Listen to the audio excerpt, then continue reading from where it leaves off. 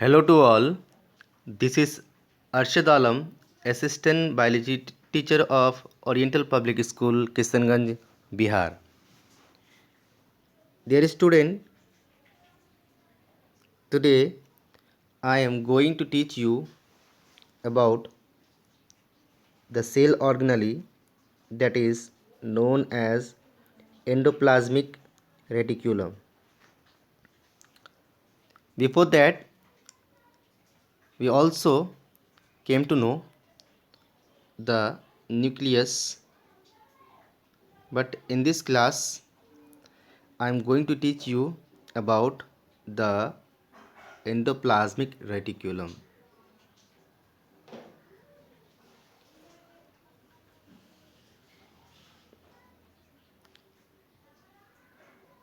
First of all, we have to understand the definition of the endoplasmic reticulum.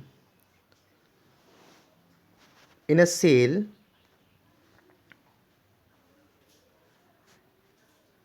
just between the plasma membrane as well as the nuclear membrane, plasma membrane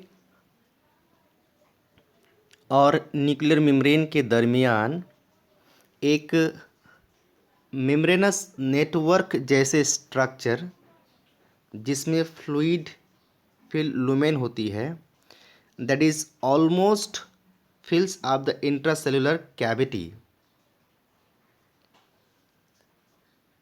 plasma membrane और nuclear membrane के दरमियान एक network जैसा structure देखने को मिलती है। इसी नेटवर्क जैसे स्ट्रक्चर जो फ्लूइड से भरा हुआ होगा और इसी नेटवर्क जैसे स्ट्रक्चर को एंडोप्लाज्मिक रेटिकुलम कहा जाता है। Students, if you observe the endoplasmic reticulum under the microscope, you can see there are two ends of endoplasmic reticulum. The first end and second end. First end is attached to the plasma membrane of the cell. One and जो है, एक and plasma membrane के साथ attach किया हुआ रहता है और सेकेंड एंड यानी अदर एंड जो है वो न्यूक्लियस के न्यूक्लियर मेम्ब्रेन के साथ अटैच रहता है। तो पता ये चला कि एंडोप्लाज्मिक रेटिकुलम का जो आउटर मेम्ब्रेन, एंडोप्लाज्मिक रेटिकुलम जो है एक and outer membrane of nucleus के साथ लगा हुआ रहता है और अदर एंड प्लाज्मा मेम्ब्रेन के साथ लगा हुआ रहता है, यानी टच किया हुआ रहता है, जैसे कि मैंने यहाँ पर आपको बता दिया। स्टूडेंट्स, जब एंडोप्लाज्मिक रेटिकुलम को माइक्रोस्कोप में रखकर दोबारा से ऑब्जर्व किया गया तो एंडोप्लाज्मिक रेटिकुलम 3 फॉर्म्स में पाया जाता है। सबसे पहला फॉर्म जो सिस्टर्नी के नाम से जाना जाता है, जो क्लोज्ड और फ्लूइड फील्ड सैक है। I am trying to draw the diagram of cisternae in such a way. ये दोनों एंड से क्लोज्ड होती है और इसमें फ्लूइड सब्सटेंस पाई जाती है। उसके बाद वेसिकल्स, जब एंडोप्लाज्मिक रेटिकुलम को ऑब्जर्व की जाए तो एंडोप्लाज्मिक रेटिकुलम में oblong bag like structure is found. This bag-like structure which is found in the endoplasmic reticulum is known as vesicle. The third one is tubules. Students, endoplasmic reticulum में tube जैसे structure जो देखने को मिलती है that is known as tubules.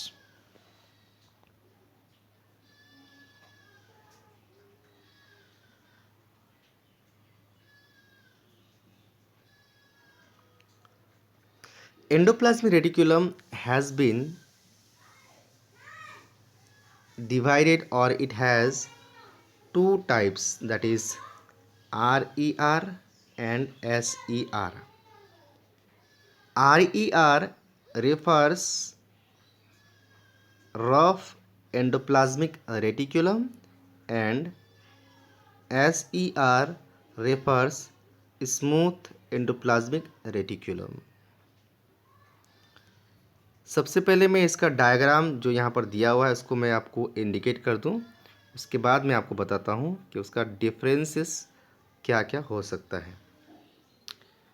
Students, जैसे कि आप देख रहे हैं कि एंडोप्लाज्मिक रेटिक्यूलम में, ये एंडोप्लाज्मिक रेटिक्यूलम है, इसका एक एंड प्लाज्मा मेम्ब्रेन से अटैच होगा और सेकेंड एंड जो न्यूक्लियर मेम्ब्रेन से अटैच किया हुआ है।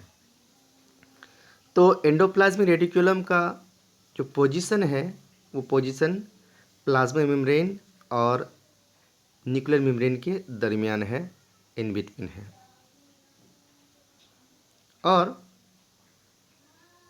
एंडोप्लाज्मिक रेटिक्यूलम का सरफेस में ग्रान्यूल्स जैसे, डेंस जैसे, स्फेरिकल जैसे स्ट्रक्चर अटैच किया हुआ है, जैसे कि आप यहाँ पर क्लियरली देख पाते हैं कि सम Granules dense spherical like structures are attached on the endoplasmic reticulum.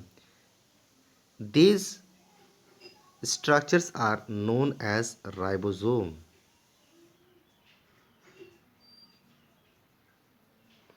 और ये जो आप क्लोज शैक लाइक स्ट्रक्चर एंडोप्लाज्मिक रेटिकुलम में देखने को मिलती है, उसे हम लोग सिस्टर्नी के नाम से जानते हैं। ये सिस्टर्नी के नाम से जाना जाता है। उसके अलावा यहाँ पर जो ट्यूब लाइक स्ट्रक्चर है जिसे हम लोग ट्यूबुल्स कहते हैं, और वेसिकल्स जो बैग जैसे स्ट्रक्चर होंगे उससे हम लोग वेसिकल्स के नाम से जानते हैं। अब एक बात यहाँ से क्लियर हो गया, वो एंडोप्लाज्मिक रेटिकुलम जिसमें राइबोसोम्स प्रेजेंट होती है, मतलब राइबोसोम्स एंडोप्लाज्मिक रेटिकुलम के सरफेस में अटैच होगा, उसे हम लोग को रफ एंडोप्लाज्मिक रेटिकुलम कहते हैं। इसीलिए क्योंकि ये सरफेस को रफ बनाने में मदद करता है। सपोज़ कि आप किसी रूम पे हैं और उस रूम के फ्लोर में कोई पेबल्स को बिछा दिया गया है, कोई पेबल्स को वहाँ पर फेंक दिया गया है। उस पेबल्स की वजह से जो फ्लोर है, जो टाइल्स का फ्लोर है, वो फ्लोर हमेशा रफ ही नज़र आएगा। तो इसी तरह से एंडोप्लाज्मिक रेटिकुलम में जो राइबोसोम्स होती है, वो राइबोसोम्स उसके ऊपर अटैच किया हुआ रहता है, और इसी अटैच होने की वजह से एंडोप्लाज्मिक रेटिकुलम के सरफेस को रफ बना देती है, और रफ होने की वजह से ऐसे एंडोप्लाज्मिक रेटिकुलम को रफ एंडोप्लाज्मिक रेटिकुलम के रफ एंडोप्लाज्मिक रेटिकुलम कहा जाता है। Rough endoplasmic reticulum, since it contains ribosome and ribosome is a site of protein synthesis, तो रफ एंडोप्लाज्मिक रेटिकुलम जो है वो प्रोटीन को सिंथेसिस करने में मदद करती है। सेकेंडली, जो SER है, स्मूथ एंडोप्लाज्मिक रेटिकुलम, इसके नाम से ही पता चलता है कि इसमें कोई भी राइबोसोम्स अटैच नहीं होती है। वो एंडोप्लाज्मिक रेटिकुलम जिसमें राइबोसोम्स उसके सरफेस में एब्सेंट होती है, राइबोसोम उसके सरफेस में एब्सेंट होती है, ऐसे एंडोप्लाज्मिक रेटिकुलम को स्मूथ एंडोप्लाज्मिक रेटिकुलम कहा जाता है, जो लिपिड को सिक्रेट करती है, मतलब कि इसमें जो है लिपिड का फॉर्मेशन या लिपिड का सिंथेसिस होती है।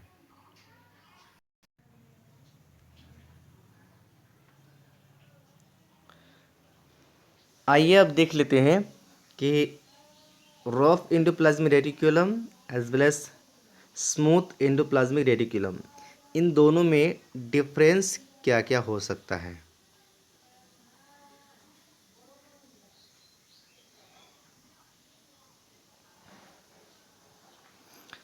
हमें डेफिनेशन से एक कंसेप्ट क्लियर हो जाती है कि रफ एंडोप्लाज्मिक रेटिकुलम को रफ इसलिए कहा जाता है क्योंकि राइबोसोम्स उसके सरफेस में प्रेजेंट होती है। अब प्रेजेंट होने की वजह से सरफेस को रफ बना देता है, इसलिए रफ एंडोप्लाज्मिक रेटिकुलम को रफ कहा जाता है। On the other hand, if we observe the smooth endoplasmic reticulum, since ribosomes are absent on the surface of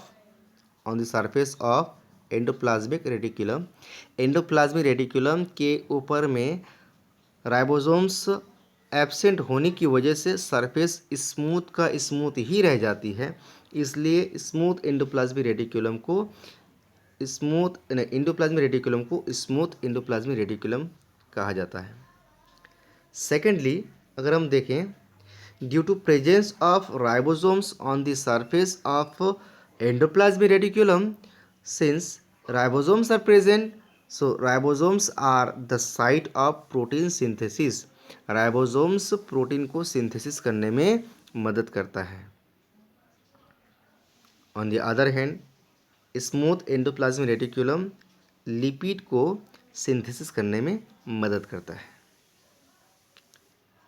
students, thirdly अगर देखें तो रफ एंडोप्लाज्मिक रेटिकुलम सिस्टर्नी और कुछ ट्यूब्यूल्स को लेकर बनता है।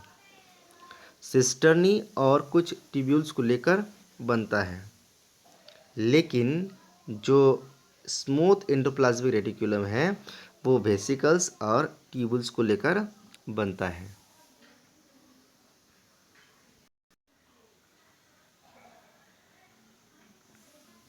Now moving to the next topic, that is function of endoplasmic reticulum.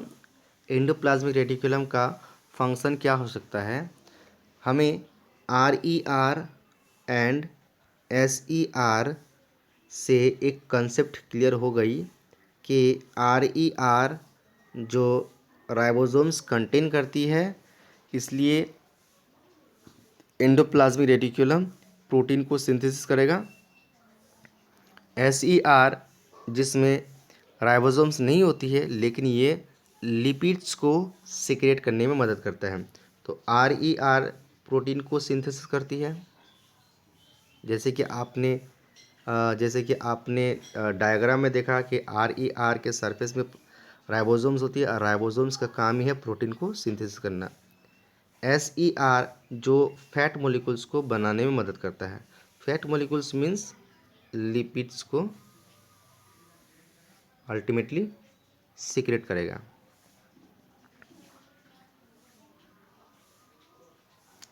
Protein और लिपिड्स जो एंडोप्लाज्मिक रेटिकुलम के द्वारा बनती है, प्रोटीन एंड लिपिड्स, वो हार्मोन्स एंड एंजाइम्स की तरह काम करेगा। हार्मोन एंड एंजाइम्स का फंक्शन को कौन ओबे करता है? Protein and lipids that is formed from endoplasmic reticulum. Endoplasmic reticulum में जो प्रोटीन और लिपिड फॉर्म होती है वो हार्मोन एंड एंजाइम्स की तरह काम करता है। Endoplasmic reticulum plasma membrane as well as nuclear membrane के बिटवीन एक नेटवर्क जैसे सिस्टम को फॉर्म करती है, जो दोनों सरफेस के साथ अटैच रहता है।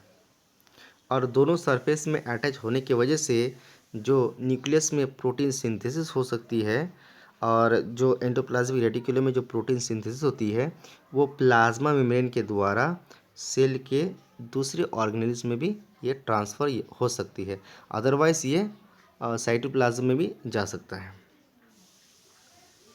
एंडोप्लाज्मिक रेटिकुलम ये हमेशा ऑर्गेनेल्स को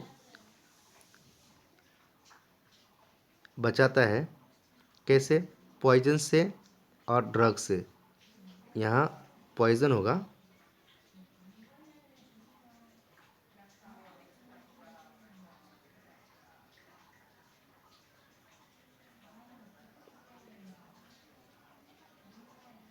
ये वर्ड यहाँ पर पॉइजन होगा।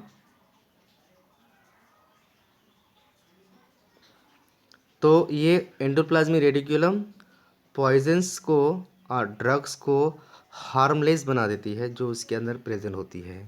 तो स्टूडेंट्स ये बात हमेशा याद रखें कि एंडोप्लाज्मिक रेटिकुलम जो है ये एक ऐसा सेल ऑर्गेनेली है जो बहुत सारे फंक्शन को परफॉर्म करता है। तो मैंने आप लोगों को आज एंडोप्लाज्मिक रेटिकुलम का डिस्क्रिप्शन बताया। इसके साथ